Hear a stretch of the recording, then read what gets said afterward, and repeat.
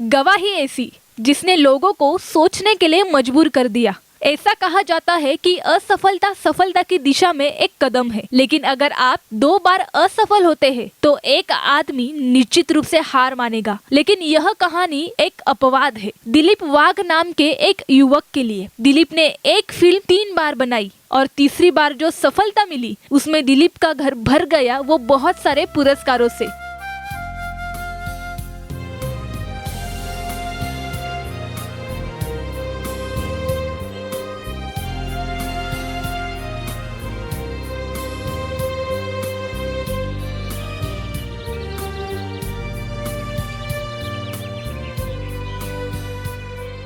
Australian missionary doctor Graham Staines का जो बलिदान हुआ वो विश्व शांति के लिए एक प्रेरणा है, और उन्हें मारने वालों को सिस्टर ग्लेडिस स्टेन्स ने जो माफ किया, यह दुनिया के लिए एक शांति की मिसाल कायम हुई है। दिलीप वाघ ने Australian missionary doctor Graham Staines के जीवन संघर्ष और बलिदान को लेकर एक फिल्म बनाई, वारपथ बियॉन्ड द लाइफ। हर व्यवहार को त्याग कर 3 साल देश विदेश में गांव-गांव जाकर फिल्म के माध्यम से करीबन 10 लाख लोगों को आज से 20 साल पहले ऑस्ट्रेलियन मिशनरी डॉक्टर स्टेन्स और उनके 2 छोटे मासूम बच्चे इनके साथ जो हुआ उससे अवगत कराया और शांति का संदेश भी दिया। अपनी उम्र के सिर्फ 22वें साल में ऑस्ट्रेलिया से भारत आकर कुष्ठ रोगियों की सेवा करने के संकल्प से उनकी माँ और चाचा नाराज हुए, पर ग्राहम अपने निश्चय पर अटल थे। ग्राहम की माँ और चाचा को ऐसा लगता था कि जिस देश में गरीबी और दरिद्रता की कोई सीमा नहीं, जिनका भविष्य अभी तक उभरा नहीं, वहाँ जाकर 22 साल का ग्राहम क्या करेगा, इसीलिए वे नाराज थे। उनकी नाराजगी को नजरअंदाज करके ऐशो आराम के जीवन का त्याग कर कर ग्राहम भारत के उड़ीसा में आ जाता है।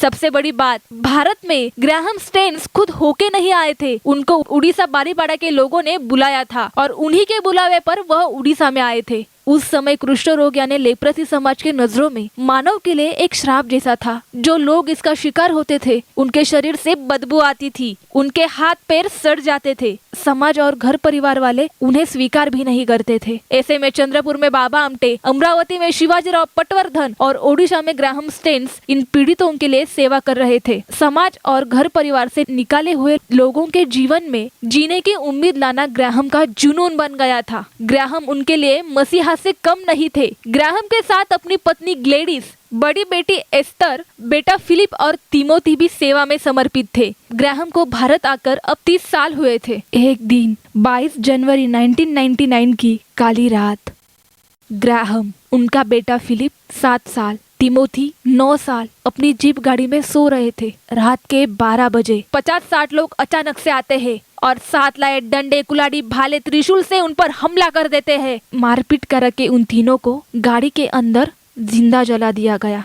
महाभारत में जिस प्रकार अश्वत्थामा ने द्रौपदी के 5 बच्चों को आधी रात में जिंदा जलाया, उसी तरह ग्राहम के बच्चों की हालत कर दी गई। उस समय के लोगों ने यह हत्याकांड करने वाले मुखिया दारा सिंह के मां का सत्कार किया और 25,000 रुपए देकर कहा, आपके बेटे ने बहुत अच्छा काम किया है। दारा सिंह को फांसी की सजा सुनाई गई। ऊपर की अदालत में अपील करने के बाद फांसी की तब्दील उम्र कैद में हो गई। आज की स्थिति में दारा सिंह की हालत क्या है पता नहीं, मगर दारा सिंह की बूढ़ी माँ आज भी अपना पेट भरने के लिए लोगों के खेतों में काम कर रही है। सिस्टर ग्लेडिस स्टेन्स हमेशा कहती है, मेरे पति और 2 बच्चों को प्रभु यीशु ने उसके राज के लिए इस्तेमाल कर लिया है। मैं परमेश्वर की आभारी हूँ। प्रभु यीशु के नाम में दुख उठाने का अवसर ग्राहम को उसने दिया। मैं सच्चे दिल से प्रार्थना करती हूँ, हे पिता, उनको यानी कि घटना को अंजाम देने वाले बजरंग दल के कार्यकर्ताओं को क्षमा करे, क्योंकि वे नहीं जानते थे कि वे क्या कर रहे हैं। इस माफी के संदेश ने अनेकों को झंझोड़ दिया, सोचने पर मजबूर किया। क्या कोई ऐसे घिनौने और क्रूर कर्म के लिए किसी को माफ भी करना चाहेगा? लेकिन मसीह जीवन को स्वीकार करता है, वो यह काम कर सकता है। यीशु मसीह ने भी किया था। 30 साल भारत में रहने के बाद स्टेन्स परिवार भारत के नागरिक बन गए थे। ग्राहम को मरणोपरांत पद्मश्री पुरस्कार से नवाजा गया।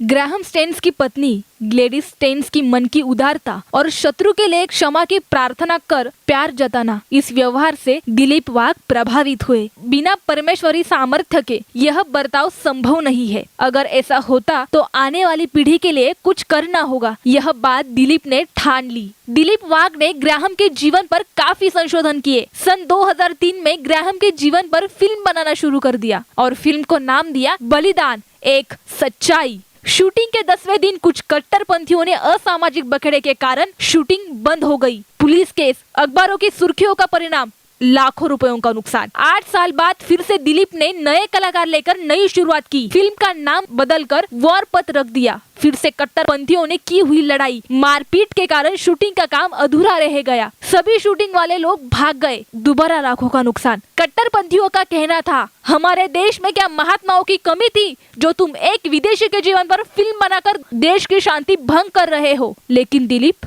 मसीहत की सच्चाई लोगों के सामने रखने पर तुले हुए थे। मन के सच्चे भाव के कारण तकलीफें होती रही, समस्या आती रही। फिर से तीसरी बार अलग कलाकार लेकर 2017 में शूटिंग शुरू हो गई। लोग दिलीप को पागल कहने लगे। भारत के 135 करोड़ लोगों में से दिलीप वाघ अकेला ही फिल्म बनाने के लिए तड़प रहा था। फिल्म का नाम बदलकर वॉरपथ बियॉन्ड दी लाइफ रखा गया। दिलीप की पत्नी रोहिणी का साथ अनमोल रहा। 20 साल में जो गहने उन्होंने बनाए हुए थे वो करीबन 1.5 किलो गहने फिल्म बनाने के लिए दिलीप को दे दिए। दिलीप की बहन संगीता, दोस्त, रिश्तेदार सभी ने मदद की। ऐसे में शिवदास अहिरे, संदीप क्षीरसागर इनको भुला नहीं सकते। जिस तरह बूढ़ी औरत ने 2 सिक्के देकर सबसे बड़ा दान दिया, उसी तरह इन सभी लोगों ने अपना सबसे बड़ा दान दिया। गॉस्पल फिल्म बनाने के लिए मानो ईश्वर ने ही इन्हें मदद के लिए भेजा था। फिल्म डायरेक्टर दीपक शिवदे ने निश्चय किया था, दिलीप का सपना किसी भी कीमत पर पूरा करेंगे, हारने नहीं देंगे। और उन्होंने एक मिशन के तौर पर फिल्म को पूरा किया। फिल्म पूरी हुई। 2.5 करोड़ रुपए का खर्चा हुआ। अब पैसे खत्म हुए थे, लेकिन फिल्म कहाँ और कैसे रिलीज करे समझ नहीं आ रहा था। तभी कुछ धर्मगुरु, चर्च के प्रभावशाली व्यक्ति, मसीही कलीसिया लोगों को दिखाने के बाद निर्णय हुआ, यह प्रभु का सुसमाचार सुनाने वाली एकमात्र फिल्म बन गई। इसे कंपलसरी सारे चर्च में दिखाओ और हर शो में 1,000, 2,000, 5,000, 10,000 और 15,000 लोग फिल्म देखने आने लगे। आज दिलीप वाघ पीछे मुड़कर देखते हैं तो 700 दिन में 600 शो और 10 लाख लोगों को फिल्म दिखाई गई। लोगों को सोचने पर मजबूर कर दिया। लोगों को सोचने पर मजबूर करना, इतना ही मकसद था। एक साथ हजारों की तादाद में फिल्म देखी गई। फिल्म का नया वर्ल्ड रिकॉर्ड बन गया। यह दुनिया की पहली और एकमात्र फिल्म है। डॉक्टर ग्राहम स्टेन्स के जीवन पर बनाई गई फिल्म वॉरपथ बियॉन्ड दी लाइफ है। ग्राहम स्टेन्स का संघर्ष, फिल्म का संघर्ष, दिलीप वाघ का संघर्ष। यह सफर जब दिलीप वाघ अपनी गवाही में बताते थे तो लोग सोचने के लिए मजबूर हो जाते थे, हम लोग क्यों जी रहे हैं, हमारा जीने का मकसद क्या है। एक हिंदू फैमिली से आया हुआ दिलीप वाघ प्रभु के राज के लिए कितना कर रहा है। हमें भी प्रभु ने प्रभु के राज के लिए इस्तेमाल करना चाहिए। दिलीप वाघ हमेशा कहते हैं, ग्राहम स्टेन्स और उनके 2 बच्चों को एक बार जिंदा जला के देख लिया, हमेशा के लिए लोगों के दिलो दिमाग में जिंदा है। जलाओ जितने लोगों को जलाना है, मारो जितने लोगों को मारना है, पर याद रखो तुम एक मारोगे तो यीशु के लिए 1000 मरने के लिए तैयार होंगे। यह बात सब लोगों को सोचनी चाहिए। वॉरपथ बियॉन्ड दी लाइफ, यह फिल्म भारत के साथ Dubai, Abu Dhabi, Sharjah, Oman, Singapore, Malaysia, Indonesia आदि देशों में प्रसारित हुई है। जो प्यार दुनिया भर के देशों ने दिया, उससे सारे कष्ट, दुख, दर्द भुला दिए। दिलीप वाघ की 16 साल की तपश्चर्या कोई तपस्वी से कम नहीं थी। यरूशलेम विश्वविद्यालय ने तो दिलीप की तड़प और तपस्या को देखकर डॉक्टरेट की उपाधि देकर उनको सम्मानित किया। फिल्म के निर्माता दिलीप वाघ और दिग्दर्शक दीपक शिवदे को genius book of world record London और wonder book of world record London, इन जागतिक संस्थाओं ने भी सम्मानित किया है और ये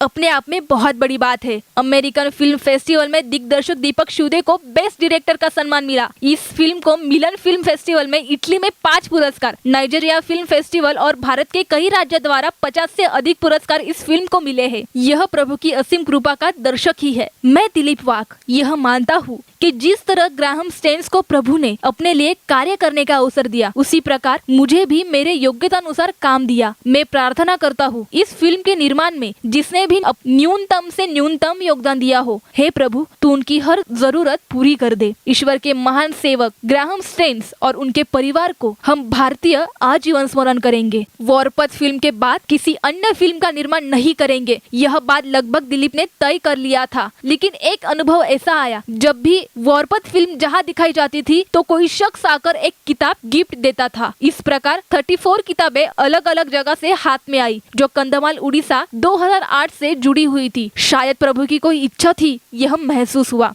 अगस्त 2008 के दौरान उड़ीसा कंधमाल में कई हिंसक वारदातें हुई, जिसके कारण 393 चर्च नष्ट किया, ईसाइयों के 6500 घर नष्ट किया, 100 से अधिक ईसाई मारे गए, 40 से अधिक महिलाओं का बलात्कार हुआ, फादर और सिस्टर को नंगे बदन गांव घुमाकर मार गिराया, 12,000 बच्चों ने अपनी शिक्षा खो दी। कंधमाल उड़ीसा के बाहर 3 साल 56,000 ईसाई जंगलों में रहने पर मजबूर हुए और यह हत्याकांड सिर्फ 1 महीने के भीतर हुआ। यह सब पढ़ने के बाद दिलीप के आंसुओं ने अपना सैलाब दिखाया और फैसला हुआ, इस क्रूर कर्मकांड को फिल्म के जरिए आने वाली पीढ़ी को अवगत कराएंगे। यीशु मसीह के लिए कितने लोग हंसते हंसते जान दे देते हैं। उड़ीसा कंधमाल के लोगों को न्याय दिलाएंगे। पहली फिल्म में 80% नुकसान होने के बावजूद दूसरी गॉस्पेल फिल्म बनाने का साहस रखने वाले दिलीप वाघ निश्चित रूप से प्रशंसा के हकदार है, आज जिसने लोगों को सोचने के लिए मजबूर कर दिया। दिलीप वाघ, आप जो काम कर रहे हैं वो सच में प्रशंसा के लायक है।